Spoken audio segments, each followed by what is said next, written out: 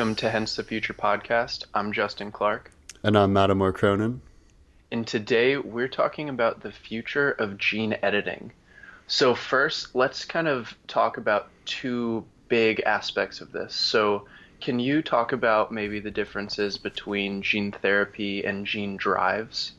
Totally. Just a couple of days ago, actually, Bill Gates was talking about this very distinction because he's been a big proponent of genetic engineering, but he also has been one of the biggest people to raise the potential downsides, Hmm. catastrophic downsides, if we don't proceed cautiously. Hmm. So he has brought up the fact that gene therapy is one of the most promising areas for treating human diseases. However, it also could be something that could greatly increase income, not just income inequality, but actual Right. your capabilities as a human being. I think this was just yesterday or the day before, Bill Gates brought up the fact that if this is something that's only available to the wealthy, it could create biological differences between Right. one sector of society and another sector of society, and it could almost be like going back to sort of Homo sapiens and Neanderthals, where there's like two hominid species that are living simultaneously, but because one is able to basically design their own genome and the other group is priced out, that it could have just these wide-reaching societal implications. So I think Hmm. first let's just touch on gene therapy because gene therapy is Yeah. pretty much just a good. There's no real downsides to it, as long as it's done properly. And there are some really heartwarming stories. So, for instance, there was this young girl who was blind because she just had a certain type of gene that did not allow her eyesight.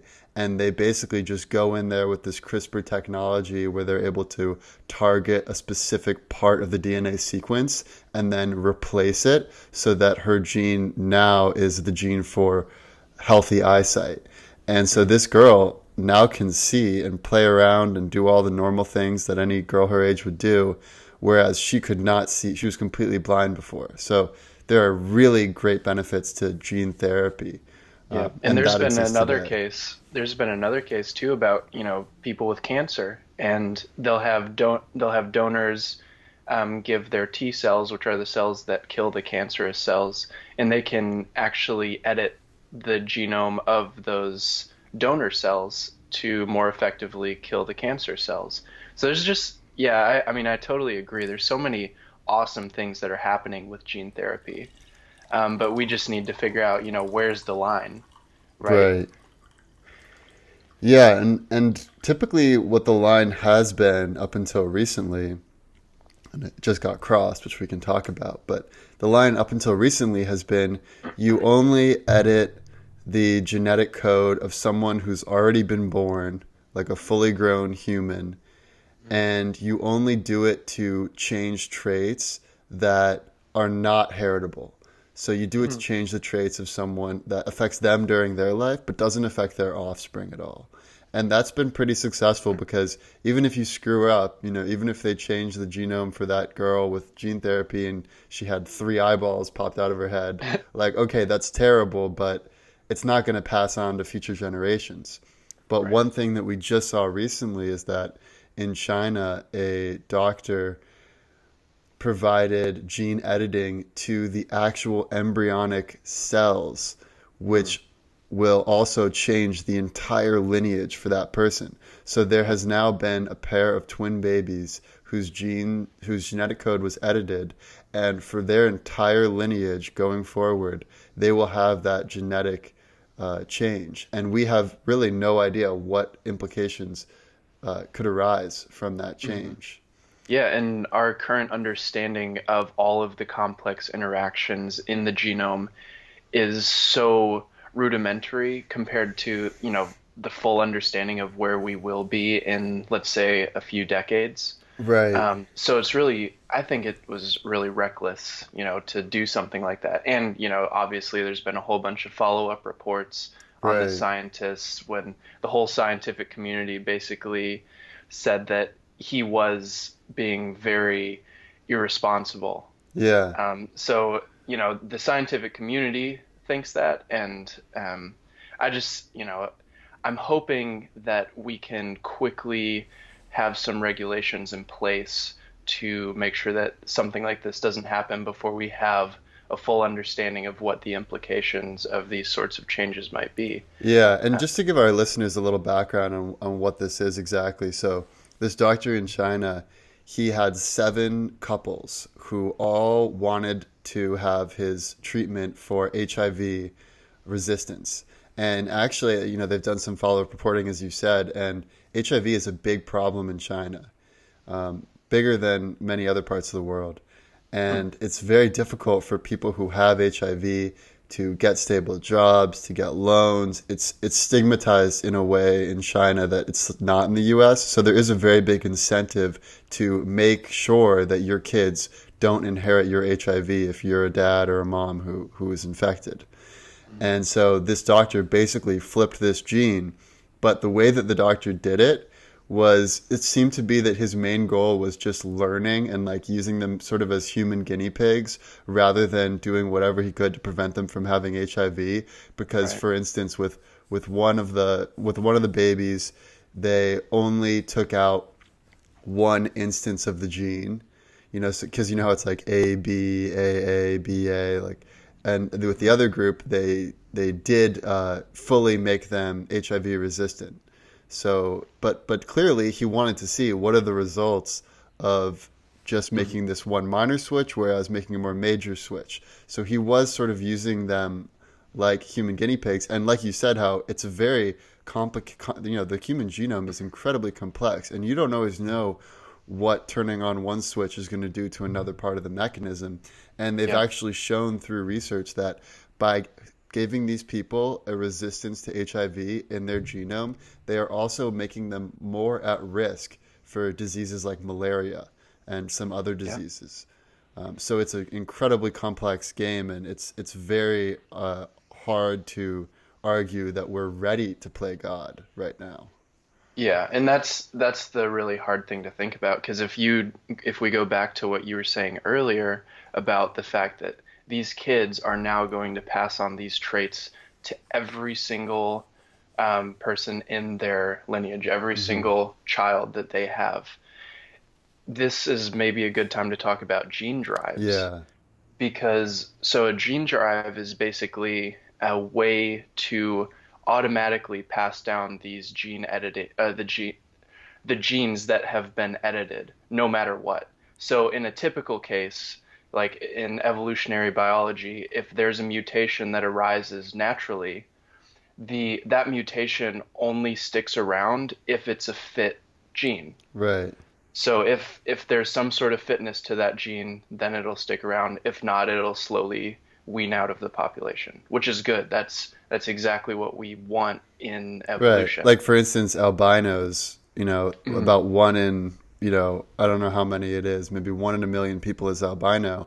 If you can imagine a situation where the sun got much, much cooler and you Right. actually needed to take in more vitamin D Yep. because there wasn't enough sunlight to go around, then we might see a world full of albino people, which is Hmm. as it should be. But like you said, with gene drive, we're basically forcing this trait into all future uh, descendants. And not Hmm. only that, but it doesn't give you the typical allotment that normal reproduction would give you. So, you know, let's say I have blue eyes. Let's say I reproduced with a woman who had brown eyes. We would have like blue, brown, brown, Hmm. brown, brown, blue. But if you did gene drive, and let's say we did a gene drive that was like a red eye gene, all of the kids would have red eyes no matter what. And this is when they first when the first scientist discovered that he could in fact do gene drive effectively. That's exactly what he found. He put a gene that changed the mosquito's eyes to red because it was a very visible trait that you could just clearly see if the gene drive was working. And Hmm. he was expecting maybe like, an eighth of the population to have these red eyes. A Right. 100% in the next Wow. like 2 generations later, like 100% of them had red eyes. So That's crazy. and he has a very noble cause, right? He's trying Yep. to get rid of malaria. Hmm. 1,000 people die from malaria every single day. So it's a huge issue. And what they're proposing is basically releasing a small amount of mosquitoes that have this resistance to malaria and use gene drive so that within just a couple generations, so like, just a couple of years, every single mosquito would be unable to reproduce, and it would basically destroy the mosquito population, which sounds great if, your kid just died from malaria, but if you're concerned about the overall ecosphere and what eats malaria, or sorry, what eats mosquitoes? What do mosquitoes eat? Bats. What do Yeah. they? What role does this? How does this fit into Mother Nature's plan? Like Mother Nature doesn't just randomly like, okay, we're gonna make mosquitoes, but they're totally pointless. Like they clearly play some integral Yeah. role. It's all part of a greater system. Like, and when we start to mess with these systems, bad things happen almost universally. So if you think about, in, let's say, I think in Australia, they brought in, The um, cane toads. yeah, yeah, yeah, yeah. And then these cane toads basically wipe out. You're gonna have to remind me. I'm not. I forgot about what the Yeah, so they species were was brought that they. in to wipe out these beetles that were eating the Right. trees, and they were destroying these forests that were very particular to Australia, so they wanted to protect them. So they said, "Oh, great, we'll just bring in all of these cane toads from Asia. They'll eat all the beetles." And it's, the classic tale of, there was an old lady or, ate the fly, ate the spider, whatever. Uh, They get these cane toads. Fast forward 10 years, the cane toads didn't eat any of the beetles, but they did eat many other endangered mhm. Australian wildlife and plants. And now there's a subculture in Australia who's made it their life's mission to get rid of cane toads and kill as many as possible by like running them over on the road and hunting them. And so it's Oh really my just a gosh. disaster. Um, Yeah, and there's a lot of other cases. So the example I was thinking was they brought so feral cats are also an invasive species. hmm, But there are countless examples of invasive species introduced, I mean anywhere. Even plants can be invasive species. Like right. in the South, kudzu is a big one that basically takes over and suffocates trees. Hmm. Um, And and dogs in New Zealand, dogs destroyed almost all of the kiwis, the little oh flightless really? birds, and they're the nation's, that's their Yeah. like mascot animal. Yeah, and so the point of us talking about this is when humans try to play God, it's almost never worked out in the past. I mean, there are cases where we can have a really controlled experiment and we've, been able to figure some things out, but it almost never works. And that's the thing that really scares me about gene drives. I'm hoping that with this mosquito example, obviously malaria is a terrible thing, but is there another way to do it? Is there a way to create mosquitoes that have some sort of biological mechanism or some sort of immune function that just kills the malaria? Right. So Well, so instead of killing the mosquitoes kill the malaria virus. right. So there actually are two different approaches that are being explored right now. One approach is just killing off all mosquitoes. So you basically engineer them so that they cannot reproduce, but Mhm. these males that can't reproduce monopolize all the females. So you basically end up with no mosquitoes after X years. The other group are actually genetically engineering the mosquitoes so they're malaria resistant. So they Okay. cannot carry malaria and they can still reproduce. So Okay. that seems like a much more promising approach if it Right. goes as planned. But like you said, we've had a pretty terrible track record with how this has gone. And I think the main issue is that we cannot properly model nature. We don't have a big enough system to model all of the Mhm. effects of what's going to happen when we introduce a species. Also, we don't even know what the species is going to do. Like we thought, oh yeah, toads like beetles. This cane toad is probably going to eat the beetle we don't like, but we need to do some serious testing before we think about any sort of gene drive initiatives in the Mhm. future. Yeah, and one way that scientists and researchers try to figure out what the implications of these changes will be is through simulations, kind of like Mm, you were saying. So they'll simulate several different populations of different species and try to create, what are the likely end results of this right. change. But my problem with that is we don't have enough computational power to like you're saying, we don't have enough computational power to truly model nature. And I Yeah, don't think that's even going to be remotely possible in the next couple decades before we can do quantum simulations, because we can model populations on kind of a macro level, but we can't model things on a micro level. We right, can't model all the bacteria that vastly influence all of our lives or anything else. So I think we're right. just in the really early stages, but I'm hoping that with more computational power, we can truly simulate what these changes will be.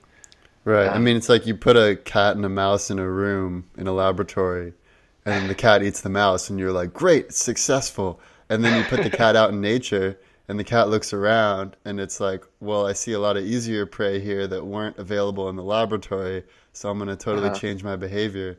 It almost mm, seems like we need either like a very big lab simulation, like maybe like a mhm. whole island, for instance, Yeah, or we need to like somehow understand the decision making process within the animal to understand like what it will actually decide to do given various opportunities. Um, I would like to point out that there's one way of fixing gene drive if we screw it up. So if we screw up gene drive and all of a sudden there's like let's say there's like all the malaria is pretty much gone in Africa once we release all of these genetically engineered mosquitoes, but it has some huge unidentified consequence. Like, let's say, for whatever reason, dengue fever becomes way more rampant because mm, the malaria resistance makes them more likely to transmit dengue. yeah, In that situation, what we can do is basically reintroduce another generation of yet further genetically modified mosquitoes. So then we have another wave of gene drive. And so mhm, this is a way that we could fix it. However, it is a slippery slope because if we screw one thing up and then we try to genetically engineer it slightly differently to fix that, then it could become just a never ending story, whereas we might have been better off to never go down this path to begin with. yeah. I don't think we want to keep adding duct tape solutions to all of these problems that shouldn't have been there in the first place. Right, right. Unless we could model it properly. Like, let's say we had a supercomputer that was the size of Mars and it was able to accurately model everything that goes on Earth. That Yeah, that would be like an ideal situation but we would need some massive computing power to be able to accurately model what yeah. goes on in nature. And even then, we probably wouldn't get it totally right. We probably would only have like a 80 or 90% confidence interval.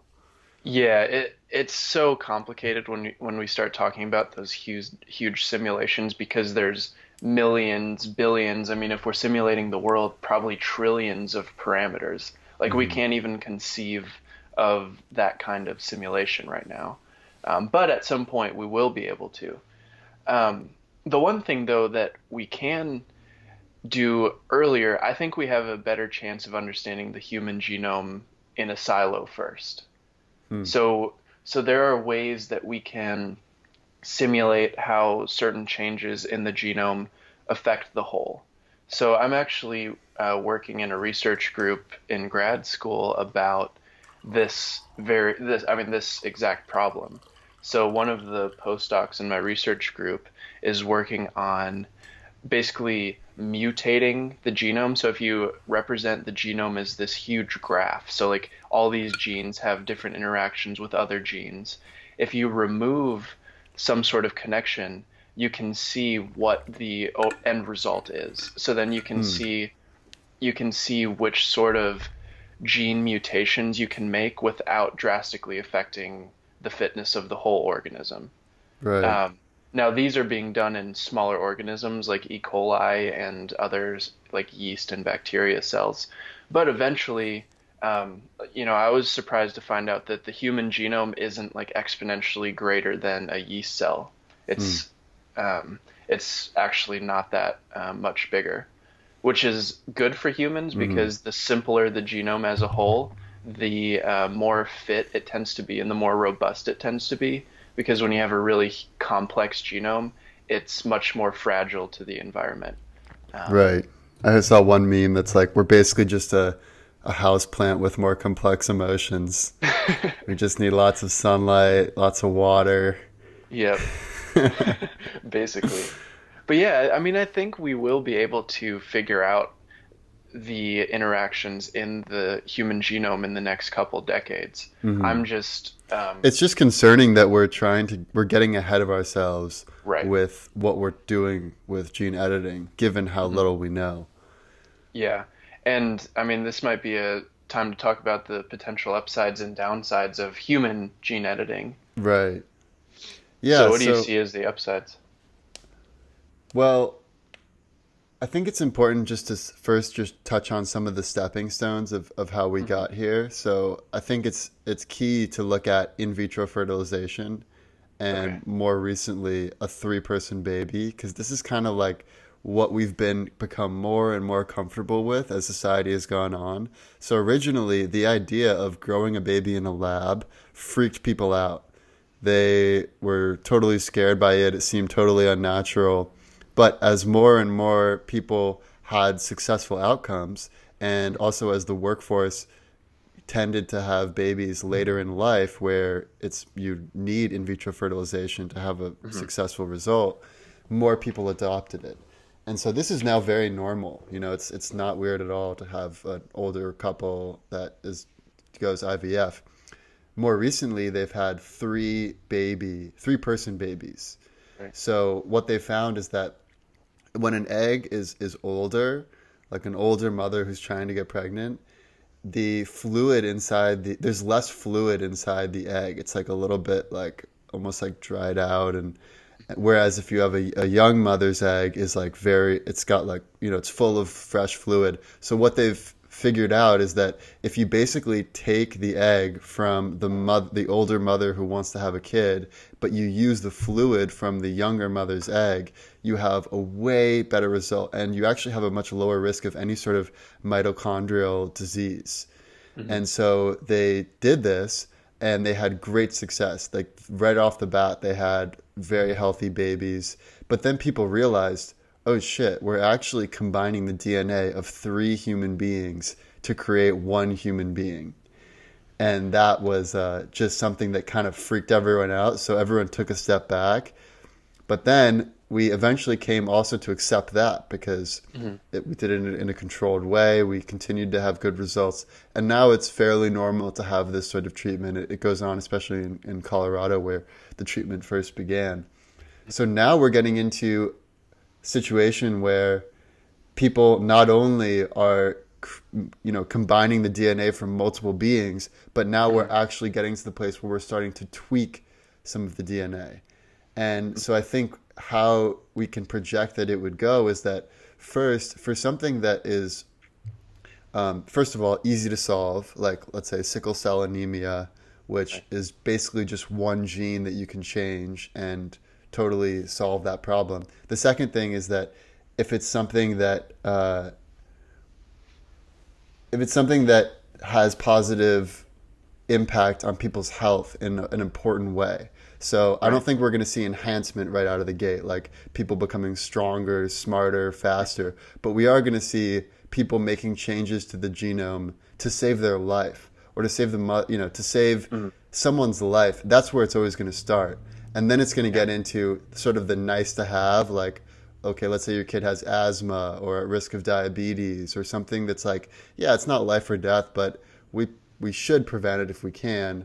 And then I think it'll get into the more enhancement, especially as countries like China, who are already farther along than us, as that sort of starts to become the norm of selecting for certain desirable genes in your kids, then I think that also is going to become the norm in other developed countries that are trying to stay competitive with countries like China.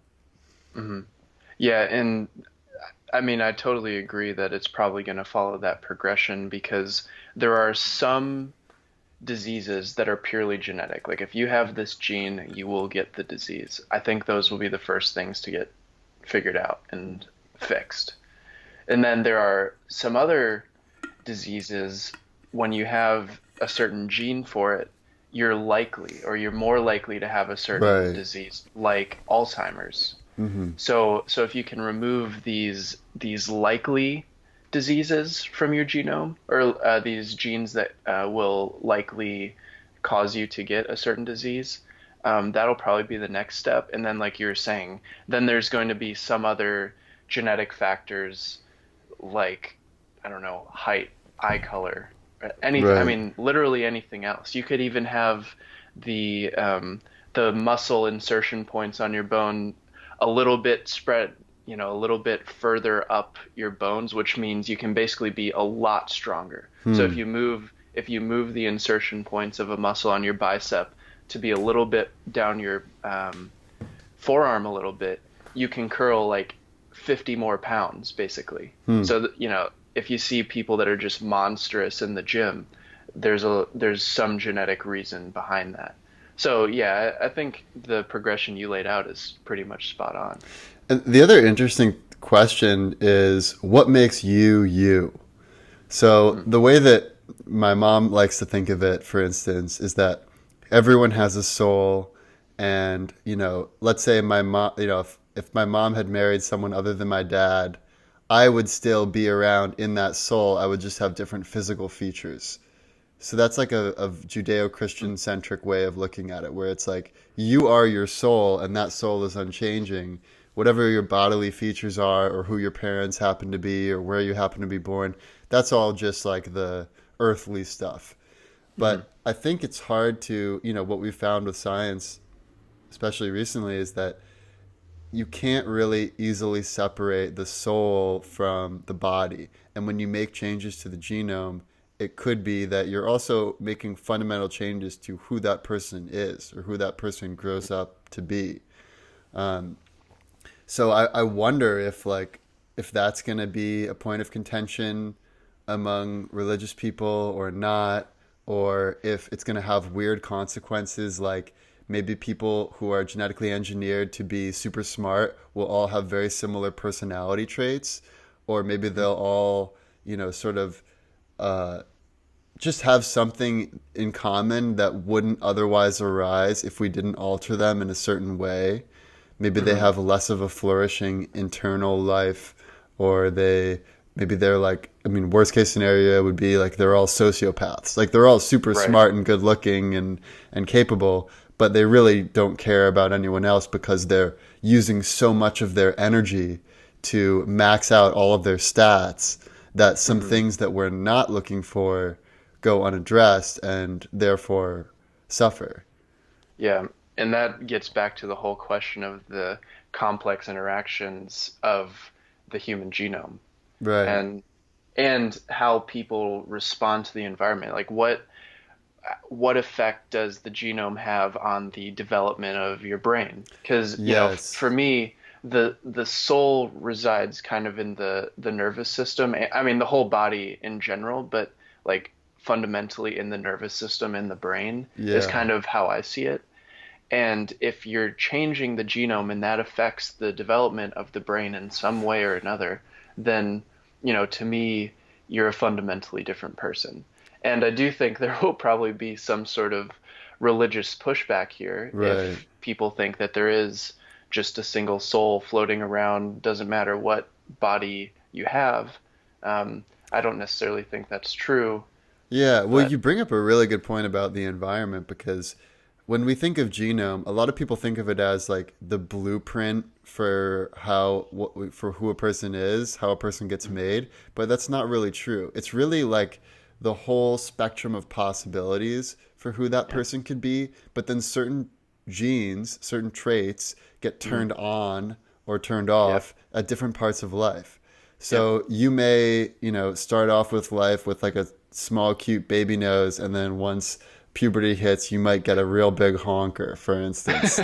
Or you might uh, like for instance, two twin babies, one of them may have like a beauty mark or something that's different, Mm, that just because of whatever their environment is, they have a uh, slightly different outcome. But I think something that also is different when we talk about like, for instance, a surrogate mom versus just twins is that Hmm. the other factor is the actual bacteria, which you mentioned earlier. So a Hmm. big part of any human body is the bacteria. And it's very, I mean, you could not digest food without bacteria. It is a crucial part of your life, and not just in your stomach, in your whole body. And when you go through the process of birth, you're actually taking on a lot of the bacteria of your mother. So Hmm. that's why, I mean, that's one of the reasons why, you know, for instance, if you make a clone, which they have done in certain Hmm. cases, like with a cow, that's one of the reasons why it's not going to turn out the same as the original. The Yeah. other is environmental, where if you're growing up in a different way than Yep. the former clone or the original, you're going to be a different person, a different being. And that there's a tragic story of this where there was this bull that was on Jimmy Kimmel, and it was this famous Hmm. bull, and it made headlines because it was best friends with a kitten. I mean, this is like not your normal bull. So Uh, they decided to clone it as part of an experiment. And the bull that they cloned, because the first bull was named Chance, the second one they called, okay, we're calling it Second Chance.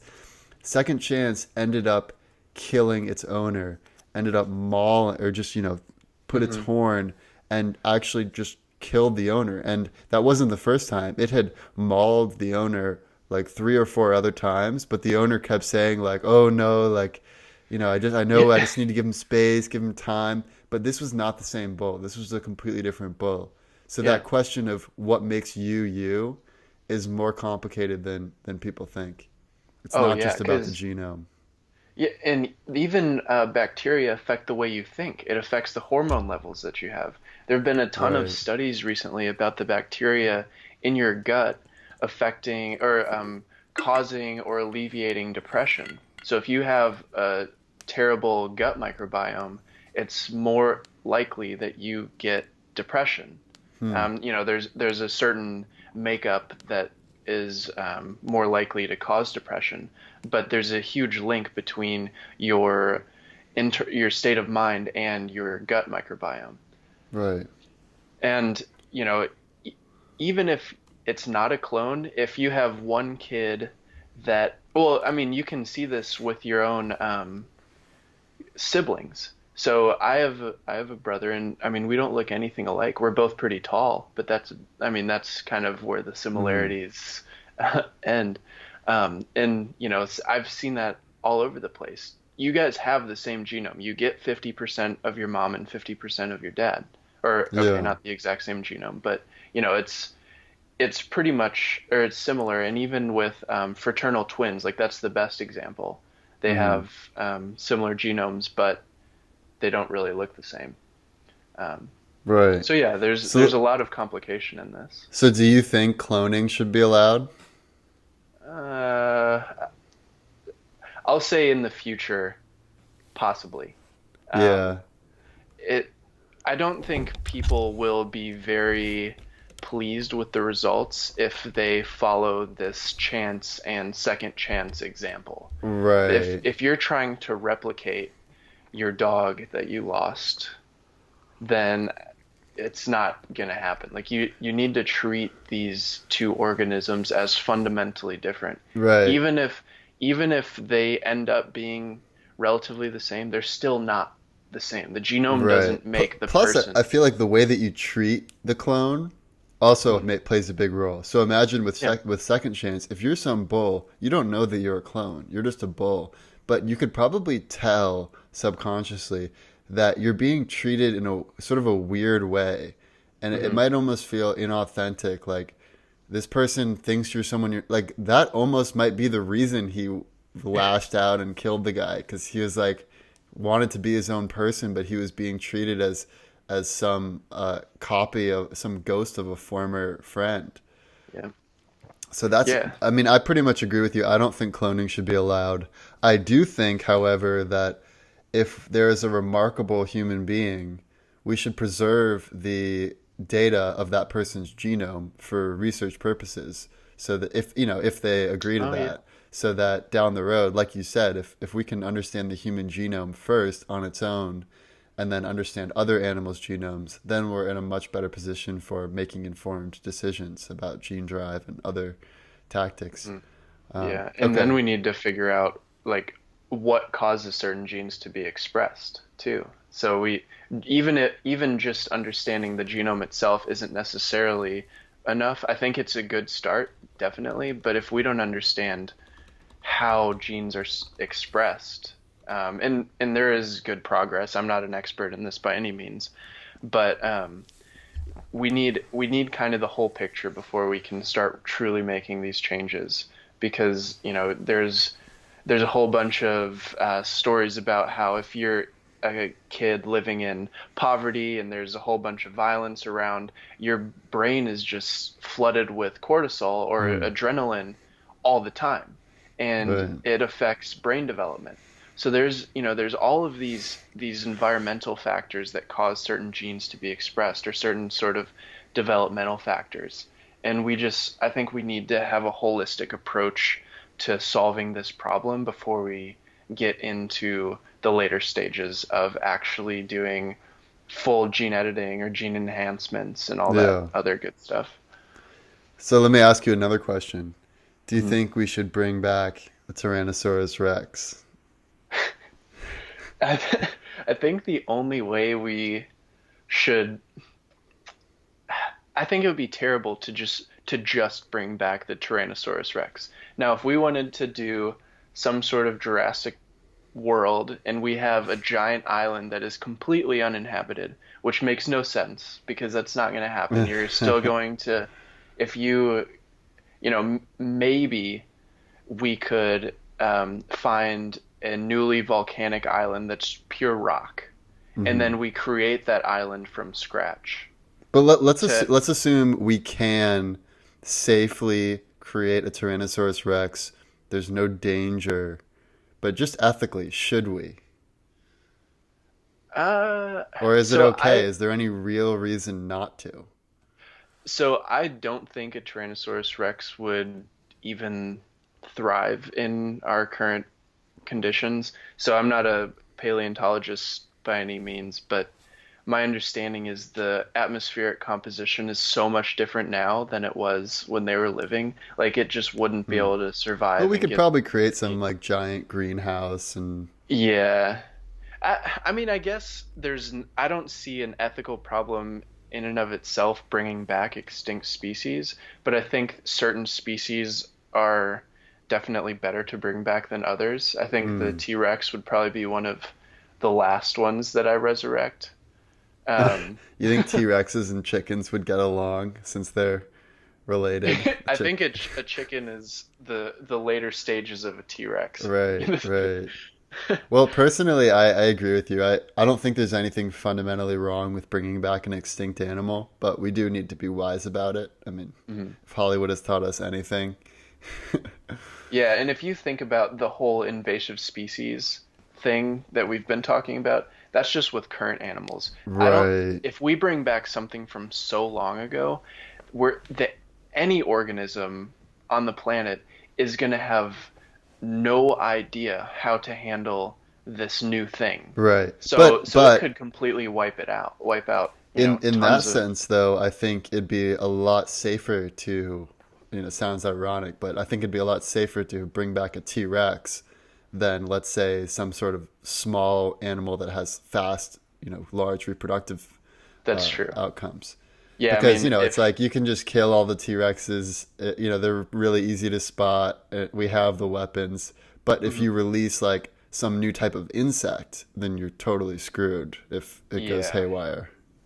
Yeah, the issue too is how do the local bacteria wherever, this organism is developed, like how did those evolve? Because bacteria can evolve extremely Oh, quickly. that's interesting. So if the bacteria adapts to this new thing and then spreads somewhere else, it can create these insane diseases that we have no capability of handling. So that would be another thing Yeah. that I would be scared about when it comes to resurrecting. Um, I just think it's such a complex system. No human mind can actually um, figure out what the end result will be. Right. Like we were saying, we need some extremely powerful computers, maybe the size of our solar system, to simulate what's actually happening on Earth. So I think that's a very long time away, to fully understand it. But that doesn't mean we can't make small changes in the process, like as we're getting there. Um, Yeah. so yeah, so you think that it's probably ethically fine to bring I mean, back I neurons? don't have a personal. I mean, I guess who knows, but I guess my personal philosophy is that if by you don't have to believe in fate, but I'm just going to use the word. Mhm. If by fate you come across some fossil that has the complete genetic code of a particular T-Rex, and a human finds it who is able to recreate this being through gene editing, then I think it'd be hard to argue that you're doing something unnatural or against God, because we came from God. We're beings just like other beings, and if we happen to have this incredibly rare opportunity to have the full genetic code and the full know-how to create Mhm. this being, then I don't think there's anything fundamentally unnatural or wrong with that, just because we ourselves are part of nature. And if we have this urge to do something, and but that could also, you could also use that to make an excuse for almost anything, that it's like Right. natural. So you definitely want to also consider what is for the greater good. Yeah. What should we be doing? Is this, what's Mhm. the real upside versus the downsides? So we definitely got to consider that. But I don't think there's like a non-starter when it comes to bringing back animals. I think it's something that we can talk about. Yeah. Yeah, that's bringing up fate is kind of scary to think about. If there is some sort of governing power, which, I don't know if there is. Um, but if we do come across some bacteria that's stuck in amber from forever ago that has the ability to completely wipe out humanity, what if that is fate, and that's, Mother Nature's way of getting rid of these parasites called humans that are living, and destroying the world. There's a Hey, lot if of that's what the weird Great things. Mother wants, then who are we to question her? Yeah. Yeah, well, I mean, unless there's anything else you want to touch on, I think it'd be good to get into the future scenarios. Yeah, sounds good. All right, so let's take a quick break and then let's get into the worst case, best case, and most likely future scenarios. All right. So, what do you think is the worst case scenario? Worst case scenario. So, the worst case scenario for the future of gene editing, in my mind, is that we start out with a wild west of gene editing. And what would facilitate that is if the restrictions on gene editing are so strict that scientists with big ambitions can't help themselves. Like, let's say if America completely outlaws gene editing, but scientists who have made it their life's passion in this field, they just continue to do it. So it basically becomes like almost like a black market sort of a thing. Mm, And what would result is an improper use of gene drive or gene editing in general. And that yeah. could lead to extinction. It could lead to infertility. It could lead to some new antibiotic resistant disease that Hmm. leads to the extinction of humanity. And, like we said earlier, it's possible that we could fix it if we, at the 11th hour, if we realize what's happening, and, in some heroic act, a scientist genetically engineers like two healthy babies that can live on, and, or whatever. Like, Yeah.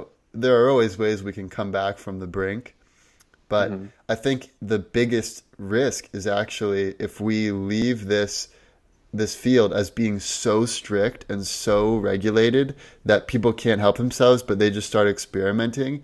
And through that, we have major unintended consequences, not just for the beings that are edited, but for their entire lineage. And I think this is a very slippery slope, and we could see a world where there's just parasitic, invasive species everywhere. Lots of the natural species go away. It turns into something similar to what we're seeing with GMOs, where it's hard for the natural plants to survive because the genetically modified organisms are so much more robust, and they just take dominance when it comes to reproduction and germification. So my worst case scenario is some scenario where gene editing goes unchecked and it leads to disaster for humanity and for all the other natural species on Earth.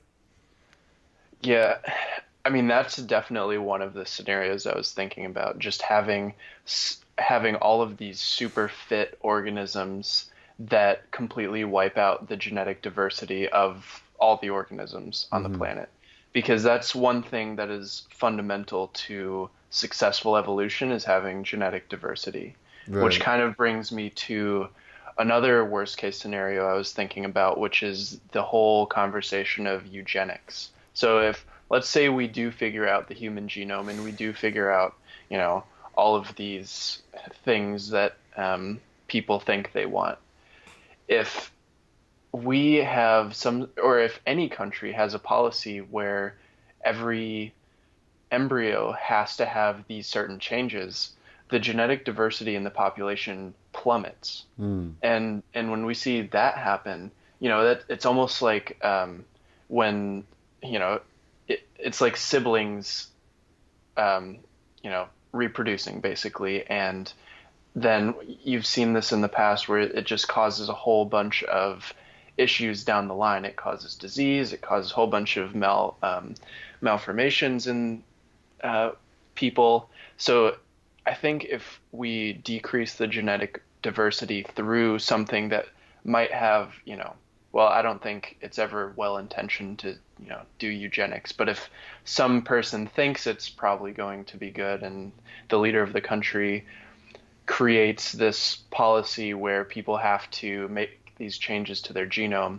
I think that's going to create a huge problem in a few generations. I mean, people might not even be able to reproduce. And then people are being created in test tubes and, you know, not even truly being born through the natural process, which is another scary scenario because we don't know what the implications of that are.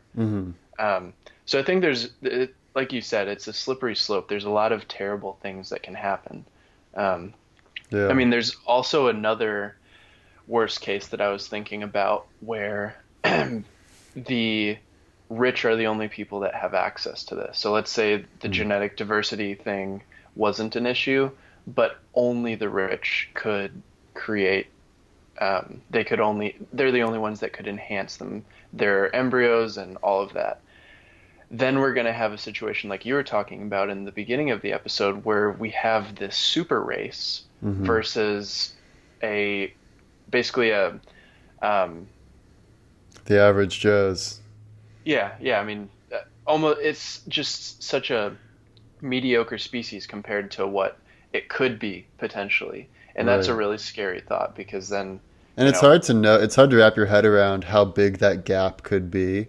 You know, I mentioned like the gap between Neanderthals and Homo sapiens is kind of like a similar way we could look at it about what someone who has optimized genes versus someone who just has like a natural gene selection. But there's no reason to think that there's some upper limit that's very close to where we're at now.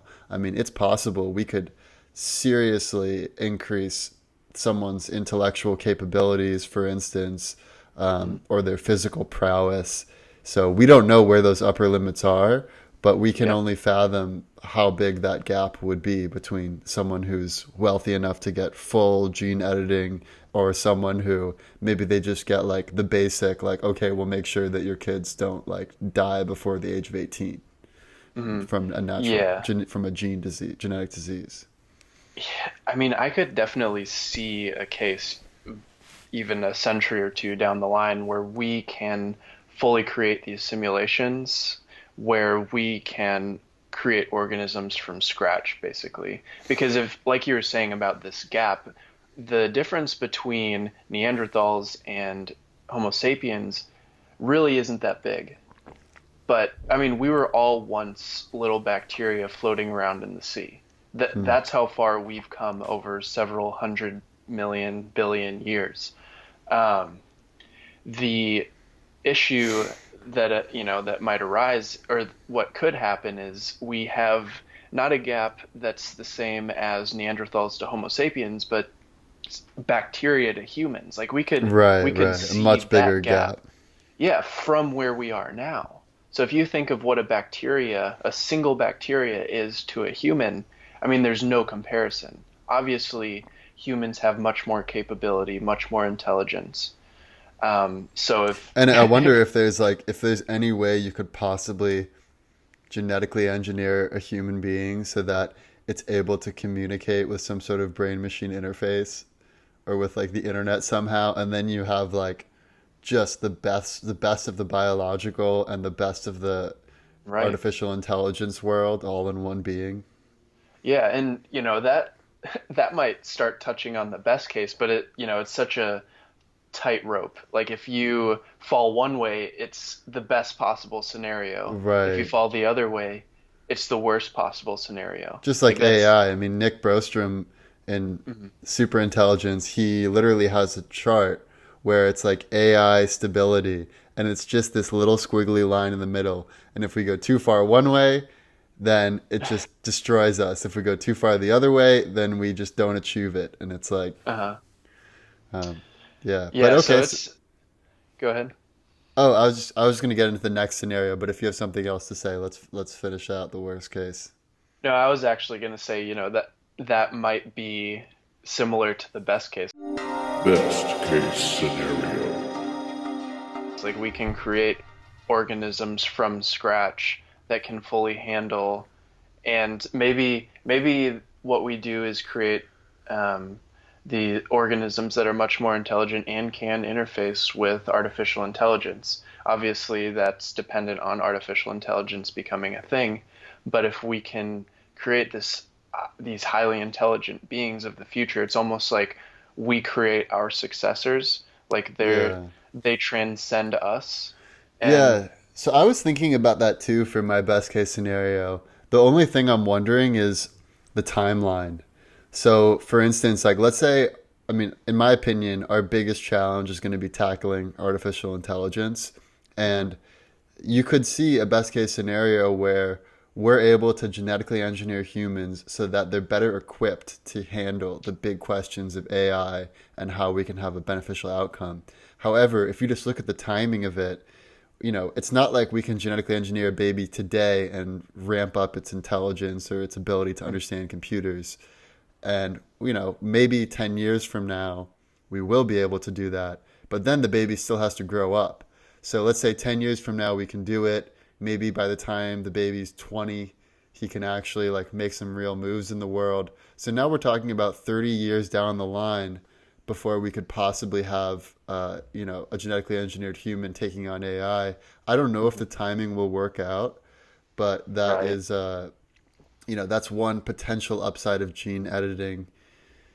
Yeah, or you could have an AI that basically solves the whole gene issue for Right, us. that would be the other. But it's kind of like if you already have that AI, why do we really need, Yeah, it's fair like, enough. um, so anyways, I guess my best case scenario, just sort of going along the lines of what my worst case was. So rather than having a wild, wild west of gene editing, if we actually make the right choices now with policy where we put common sense measures and controls in there, but we don't stymie innovation. We allow scientists to keep experimenting. We keep an open discussion with society, keep making progress. And by doing so, we're able to cure all genetic diseases. So you no longer have to worry about passing on anything detrimental to your babies. But we also have common sense laws about not enhancing in certain ways. So we make it illegal to make certain changes to the genome based on thorough research, and other changes to the genome we offer to everyone. So whether you're rich or poor, you could see this in the scenario where there's universal basic health care, where there's Right. universal basic income, and we eliminate all genetic diseases, but we also all agree on what you can't do to edit a genome. Like that would be the best case scenario for me. Yeah.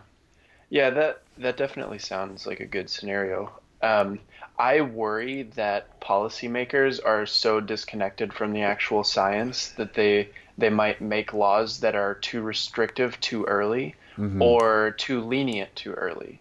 Right. So we need to have the pace of understanding match the pace of policy making. So as we understand more, know what we don't know, and know what we do know, um, then we can actually have policies in place that create, this type of innovation that you're talking about. If we're going to get into the likely scenarios, Yeah, let's get I into the most likely scenario. Most likely scenario.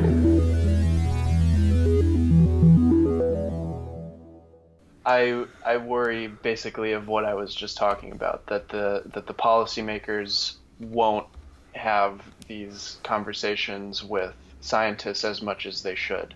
And that's just a foundational thing that I've seen over the past several years, that policy and science are so disconnected that there aren't, you know, I don't think the policies are effective. Hmm. It's either too prohibitive or not prohibitive enough. Right. Like the whole China example. Yeah, so my best case, or sorry, my most likely case scenario is similar in that I think we are going to be too prohibitive early on, and then once we see China continue to go further with their gene editing, it's going to spark American pride, and America is then going to decide, oh, no, no, no, we need to catch up. So then I think we are going Mm. to be sort of catching up with gene editing. And I think we're going to continue this sort of like arms race of gene editing along with China, with them always making the first bigger move that we might not be ready for yet. And I Right. think it is, at least in the short to medium term, going to lead to inequality because the people who are going to be able to first get access to this once it becomes commercially available are going to be the wealthy people. Now, that's until Hmm. we get some sort of universal basic income, universal basic health care in place. But even after we get that in place, I can't imagine that they would cover any sort of enhancements with universal basic health care. I mean, even preventing genetic diseases may not be covered in universal basic health care. So I think, unfortunately, we are going to see a rise in inequality as a result of gene therapy. However, I do think that just given how much efficiency is increasing and our ability to produce and everything and through I think that the quality of life and the health outcomes of all children in the future will be much better.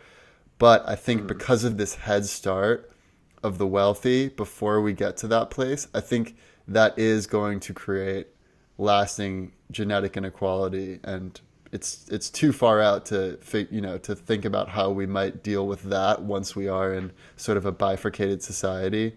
But Hmm. that's what seems the most likely to me, just given where we are now and how far we have to go. Yeah. I mean, I would say I have another thought kind of related to what you were saying.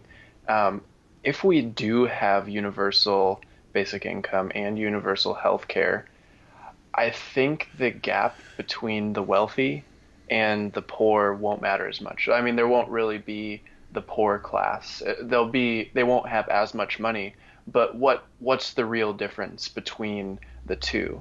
I mean, yes, you do have access to some resources, but if you don't have the stress of having to live paycheck to paycheck, then maybe things like you can live up to your true intelligence capacity because you're not so worried all the time and you don't live in these slums with violence all around you. So I think there are policy changes that we can make that affect the expression of the genome, and we don't even need to directly edit. We can still make policy changes that will affect the genome in a sense because it affects the environment, and I think maybe again along the lines of a more tame best case scenario. Yeah. No, I agree. I think we can get to a more tame best case scenario with just a few tweaks to the course that we're already going on. Right. So I feel pretty optimistic, at least around this topic, for the future of genetics. Yep. Yeah, same here. Okay, awesome. Well, I think this is a good place to end it. So thank you everyone for listening. This has been the future of gene editing. Feel free to reach out to us on social media. We've already had some good reach outs from people, and we're going to follow up on those. So feel free to reach out to us anytime, and tune in next episode for the future of sound. What has happened, what is currently happening, and what will inevitably happen. The past, the present, and the future. Our computer is picking up a strange signal. The past, the present, and the future, baby. What's the world coming to? The past, the present, and the future. The past, the present, and the future, baby. The past, the present, and the future. Will attempt to stimulate consciousness. The past, the present, and the future, baby. Behind the strange signal is an alien The intelligence. past, the present, and the future. The past, the present, and the future, baby. It's possible.